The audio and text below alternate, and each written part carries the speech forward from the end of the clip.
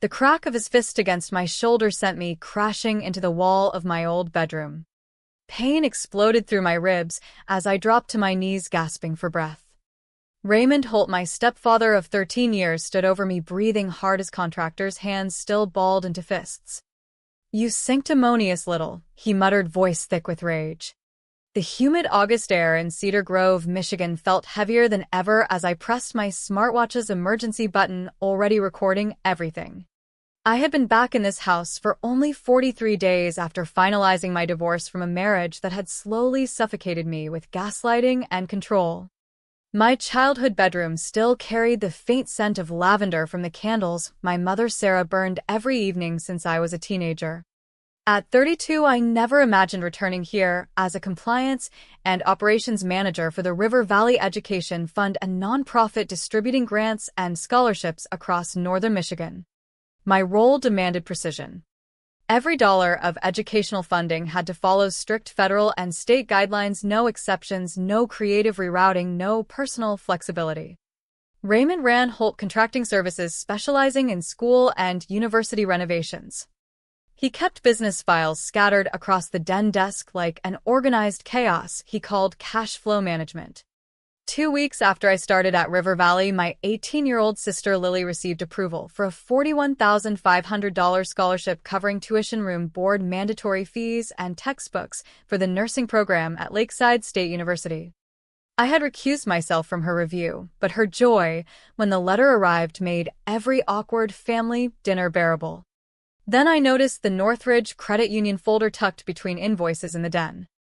Inside was a photocopy of Lily's scholarship award letter clipped to a bridge loan application for $37,000. Raymond had listed the scholarship as proof of reliable household income flow. Technically, he hadn't forged signatures yet, but he was skating the ethical edge using funds that were never meant to touch his accounts. I photographed every page, creating my own defensive digital trail. In compliance work, we document everything because paper trails don't lie even when people do. 3 days later, he cornered me in the kitchen after Mom left for her nursing shift at the local hospital. "Here's the thing, Emily," he began, leaning against the counter with that practiced, casual authority. "Lily's scholarship check from your fund, it goes straight to Lakeside, right?" I confirmed the direct disbursement protocol without looking up from my laptop. He suggested routing it through the household account for flexibility, while he bid on a major dorm renovation project at Lakeside. "That would violate the grant terms," I replied evenly. His jaw tightened. "You could make an exception. You sign the checks." I stood, meeting his gaze. "That's exactly why I can't." He pushed off the counter, clenching his fists. "You always were too rigid. No wonder your husband left." The word stung, but not enough to bend federal regulations. I emailed legal counsel that night, attaching the photos and marking it FYI potential conflict. Raymond's pressure escalated the next morning. He slid a crudely forged authorization draft across the kitchen table using River Valley letterhead pulled from the public website. The watermark was missing, the resolution was poor. Amateur work. "This is forgery, Raymond." He called it a draft, showing how easy redirection could be. I photographed it too. When he accused me of snooping through his papers, I reminded him they were spread across the shared den. That afternoon, I sat with Lily in her room as she organized dorm supplies, her excitement mixed with nerves. I showed her how to secure her student portal with 2-factor authentication. "Never share your login," I warned. "Not with Raymond, not with Mom, not even me. This is your future." She mentioned he had asked for her credentials to monitor cash flow. Her instinct not to give them was good. I explained the scholarship protected students from exactly this pressure. Lily's face creased with worry. "He's stressed about the dorm bid. Says if he wins, we'll get a new truck, maybe help with my books." I reminded her the scholarship already itemized every expense, including a book allowance. That evening on the back porch, Raymond tried charm. He spoke of 20 years in business, needing creativity to maintain the lifestyle Mom was accustomed to. I kept my eyes on disbursement schedules. "I know you're using Lily's scholarship as proof of income for a loan she doesn't know about." He claimed it was just household income proof, not collateral, and once the Lakeside contract came through, he'd repay everything. I pointed out the funds could never enter the household account. He stood abruptly, accusing me of thinking I was better than the family. But here you are divorced, living at home, acting like you own the place. I replied quietly, I don't own anything, but I do sign the checks, and I take that seriously. He grabbed his beer bottle hard enough to risk shattering it. We'll see how serious you are when push comes to shove. After he stormed inside, I forwarded the day's documentation noting escalating pressure and requested advice on protective measures for the student beneficiary. The reply came quickly. Continue monitoring, document everything, and note the clawback clause if misrepresentation occurred. Monday morning, I processed the disbursement at 9 sharp. $41,500 transferred directly from River Valley to Lakeside State University's student accounts. Lily texted a screenshot within the hour showing pending funds received. Her thank yous filled the screen. I saved it all to my compliance folder. Clean, transferred, documented receipt, happy student. This was why I did the work. Raymond came home early, slamming the truck door. Heavy footsteps climbed the stairs. He burst into my room without knocking. Where's the money? His face flushed with heat or anger. When I confirmed it was in Lily's university account, as required, he demanded I undo the transfer. His voice rose. I need it for 3 days. The Northridge payment is due Wednesday, and my materials check bounced. I kept my tone professional. The transaction is complete. It can't be reversed like that. He stepped closer, backing me toward the window. You come back here broken from your failed marriage, and now you're running everyone's life. His hand shot out, grabbing my upper arm hard enough to bruise. You're going to fix this. Call the school. I pressed the emergency button on my watch again. Let go of me. He shoved me backward, my hip catching the desk corner, sending sharp pain down my leg. Everything was fine before you returned. Your mother was happy. The business was growing. Now you're poisoning everything. His fist connected with my shoulder, spinning me into the wall, then another hit to my ribs, dropping me to my knees. He panted, You think you're so smart? But you don't know how things really work. The facilities manager at Lakeside goes way back with me. It's a done deal. I just need 3 days. I stayed down, gasping as sirens sounded in the distance. My watch had auto-called emergency services. Raymond's face went white. You called the cops? He dropped my phone and stepped back. This isn't over. Your mother will choose me. She always does. He left me on the floor. I pulled myself up, documented the forming bruises with my phone camera, and forwarded everything to legal counsel, noting assault and police en route. The officers arrived 12 minutes later. I gave my statement, showed the recording and photos. They documented injuries and offered immediate arrest. I requested the ER first for full medical documentation before deciding on charges. As the ambulance loaded me, Mom pulled up in her scrubs. What happened? She cried. Ask your husband, I said, letting them close the doors.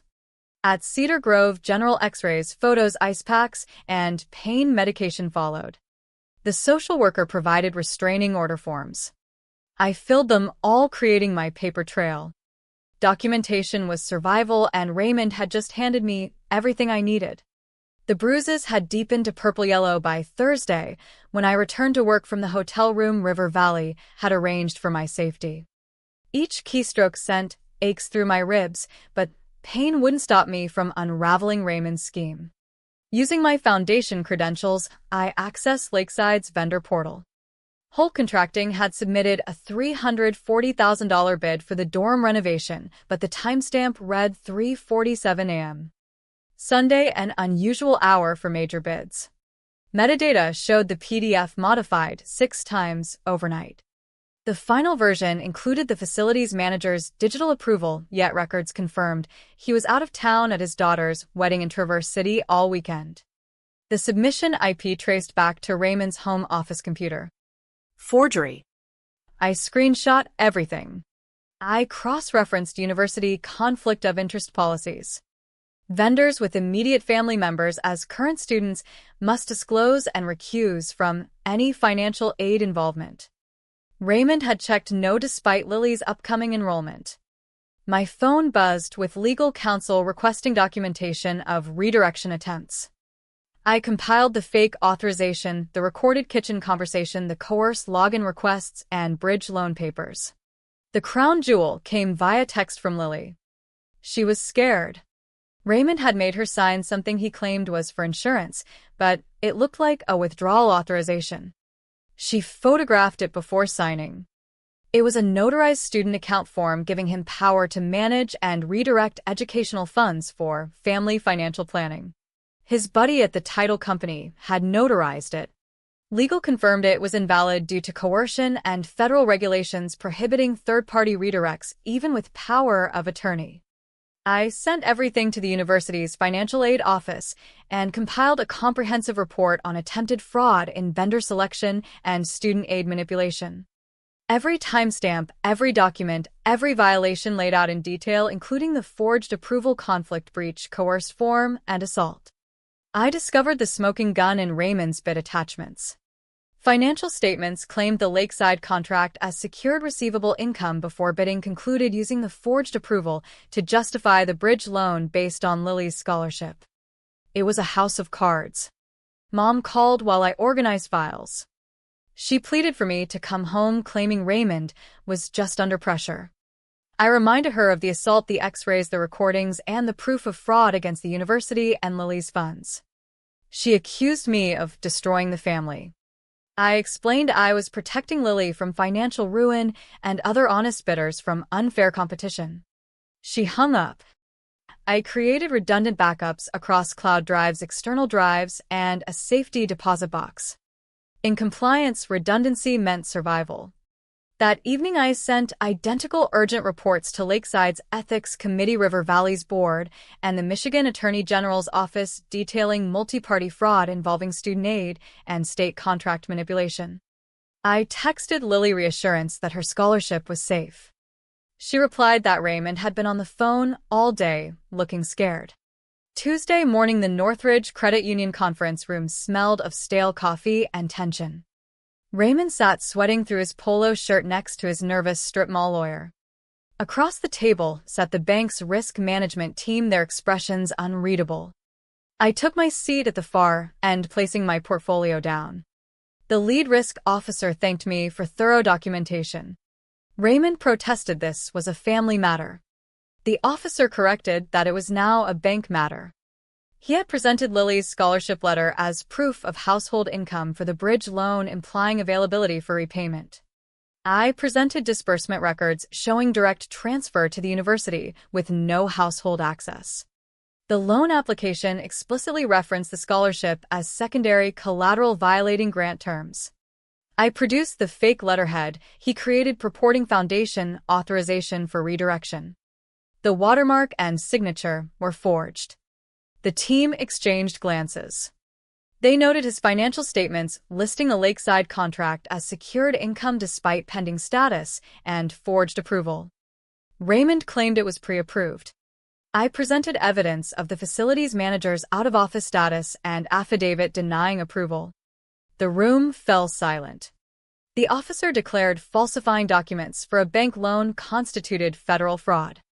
The loan was called in full, payment due within 72 hours, or asset seizure would proceed with accounts frozen immediately. Raymond stood knocking his chair back. Security escorted him out. His lawyer whispered urgently. The officer turned to me, noting the foundation's cooperation and recommending criminal prosecution. I agreed to testify. Lily's funds remained fully protected with additional safeguards. As I left, texts flooded in from Mom, Lily, and unknown numbers, likely Raymond's contacts. I answered only Lily's call, reassuring her she was safe and not in trouble. She asked to stay with me at the hotel. I picked her up 20 minutes later. The Lakeside University boardroom carried solemn gravitas with wood paneling and portraits of past presidents. 9 people sat around the long table. 3 ethics committee members, 2 university lawyers, the chief financial officer, the facilities manager Tom Brennan, Raymond with his attorney, and me. Committee Chair Dr. Margaret Ellis wasted no time. She confronted Raymond with the falsified approval documentation in his bid. His attorney began speaking, but Raymond interrupted, claiming pre-approval based on an understanding with Tom. Tom Brennan's face remained stone. They had never discussed expediting the project. He was at his daughter's wedding when the digital signature supposedly approved it. Emails showed Tom explicitly refusing favoritism and insisting on competitive bidding. Dr. Ellis turned to me. I laid out documents methodically. Holt Contracting failed to disclose the conflict of interest with a household student beneficiary. Raymond protested she was not biological, but I countered he had claimed her scholarship as household income at the bank.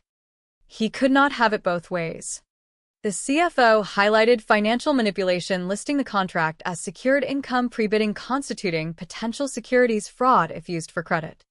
Raymond called it a witch hunt, claiming I had poisoned everyone because he wouldn't let me control family finances. I presented the evidence calmly, letting the committee decide. Dr. Ellis noted one more matter, and I connected Lily via video from my hotel room. Her young face appeared determined yet anxious. She described how Raymond pressured her to sign the authorization, claiming it was insurance and threatening Mom would choose between them. She didn't fully understand, but later realized it granted him control over her student account. She shared emails where he asked her to request room and board refunds to the home address for family expenses to create float. I passed printed copies around showing his Gmail style and timestamp sent after my refusal. Raymond exploded, calling it manipulation and coaching. The chair sharply reminded him of protocol. Lily confirmed the coercion and her fear. The second university lawyer classified it as evidence of attempted defraud of both the institution and federal scholarship program, including forgery, conflict violation, and coercion of a student. Dr. Ellis confirmed other qualified legitimate bidders existed. She moved to permanently ban Holt Contracting from university contracts for violations. The vote was unanimous. She further moved to forward all documentation to the district attorney's office for criminal prosecution, again unanimous. Raymond stood abruptly, knocking his chair back. I employ 12 people. This will ruin me. Dr. Ellis replied coldly that he had attempted to steal from a student's education fund, forged documents, and committed fraud. Security prearranged appeared at the door.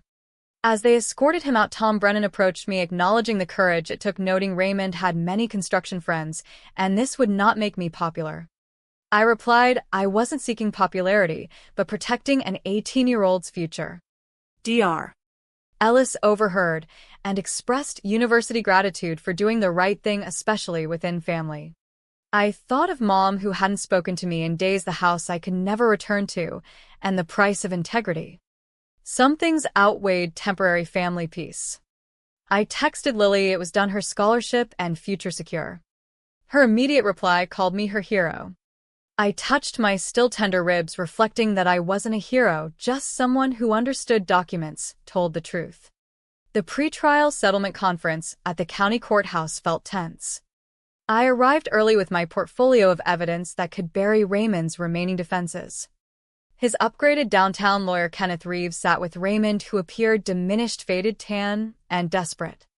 The Foundation's counsel, university attorney and prosecutor Janet Chen, joined us. Reeves proposed accepting responsibility for administrative oversights if criminal charges reduced to misdemeanors. The prosecutor nearly laughed, citing forgery, bank fraud, and assault. Reeves corrected to alleged assault.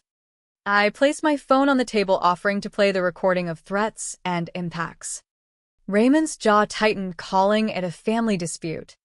Janet classified it as second-degree assault combined with fraud, looking at 3 to 5 years. Reeves shifted, suggesting Raymond would plead to lesser charges for financial arrangements. Raymond proposed the Foundation mark the scholarship fulfilled and issue an $11,000 room and board refund for him to pay Northridge. Lily could commute. I countered she would lose housing, and the suggestion itself repeated the prosecuted crime. The Foundation counsel confirmed it remained scholarship fraud regardless of agreement. I revealed new evidence. 3 weeks prior, Raymond incorporated WC Educational Services, listing himself as president and Mom as treasurer for facilitating educational fund transfers. Bank records showed a new account at First National set up to receive transfers from Lakeside. Pre-printed invoices for fake consulting services targeted student scholarship accounts. Janet's face darkened at the premeditated long con. Reeves was speechless. Raymond went gray. I added that Mom had called wanting reconciliation and mentioned signing business papers she didn't understand. She photographed them, a power of attorney giving Raymond control over her educational funds and a quitclaim deed transferring house equity to the LLC. Janet expressed disgust at attempting to steal from his wife, too. The house held $140,000 equity, enough to cover debts. Raymond slammed the table, accusing me of turning Mom against him. I countered, I simply showed her the papers. Janet updated the potential sentence to 5 to 10 years, adding conspiracy, attempted fraud against spouse, and premeditation, indicating criminal enterprise. Raymond desperately offered to drop charges and leave the state. I reminded him of the assault, the theft attempt against Lily, and the fraud against Mom. I placed the permanent restraining order on the table, barring him within 500 feet of me, Lily, or foundation property. Finally, I presented evidence of his hidden Columbus account holding $67,000 from a claimed bounced Riverside project. The foreman had verified full payment 2 months ago and alerted me. The account was being frozen. Reeves requested time to confer. Janet laid out the deal: guilty plea to all charges, minimum 3 years, full restitution, registration as financial offender barring future contractor licenses, or trial facing 10 years with all evidence. Raymond looked at me with venom, but whispered acceptance of 3 years. The courtroom felt smaller than expected for such finality. Raymond stood in orange jumpsuit, hands trembling as he signed each page of the plea agreement. The same hands that once bruised me now accepted consequences. Judge Harrison reviewed the plea to fraud, forgery, assault, and conspiracy, sentencing him to 3 years state prison plus 5 years probation, permanent bar from contractor licenses, and $47,000 restitution. Raymond's authentic signature on the plea deal undid him after so many fraudulent ones. As the bailiff led him away, he turned with defeated eyes. I held his gaze steadily, hand on my portfolio. Outside, Mom waited by her car, looking older and fragile. She apologized, saying she should have believed me sooner. I understood she had loved the security he promised. She wiped her eyes, noting Lily was at orientation, thriving with her new roommate, planning study groups. The house felt empty, but I invited her to parents' weekend. Everything Raymond built through manipulation had dissolved through asset seizure and business sale to pay debts. What remained were Mom, Lily, and me still standing. I agreed to be there. That afternoon, back at my River Valley office, a note from the board president praised my attention to detail and moral courage. I reviewed new scholarship applications, each representing protected dreams. My phone buzzed with Lily's selfie in her dorm, wearing a Lakeside sweatshirt on her first day of biology. She thanked me for saving her life. I replied she had saved herself by speaking up while I handled the paperwork. She called me her hero again, with a heart emoji. I returned to applications, knowing this student would never know the war fought to protect another young person's funds, the forged documents, the assault, the investigation. They would only know a properly signed check arrived, legally transferred, safeguarded by regulations people like me enforced. Late afternoon sun illuminated my framed diploma, and a new photo from Lily's orientation tucked beside the carbon copy of the original scholarship check Raymond thought he could steal. A news alert chimed. Local contractor sentenced to 3 years for scholarship fraud, with Raymond's mugshot and Dr. Ellis's statement on protecting student funds and community futures. Gratitude went to those with courage to stand up. I closed the alert, returning to work. Somewhere Lily took notes in her first college class, her education secure. Mom rebuilt her life free from manipulation. Raymond processed into prison, his signatures now meaning accountability. He had been right about one thing: it came down to signatures. His fraudulent ones destroyed him. Mine protected Lily's future. His final one on the plea ended it. The man who assaulted me over a college check never learned compliance's core lesson. Every signature tells a story. In ours, the person holding the pen at the end was the one keeping perfect records, not throwing punches. I signed off on the day's last scholarship approval, my signature firm and clear at the bottom.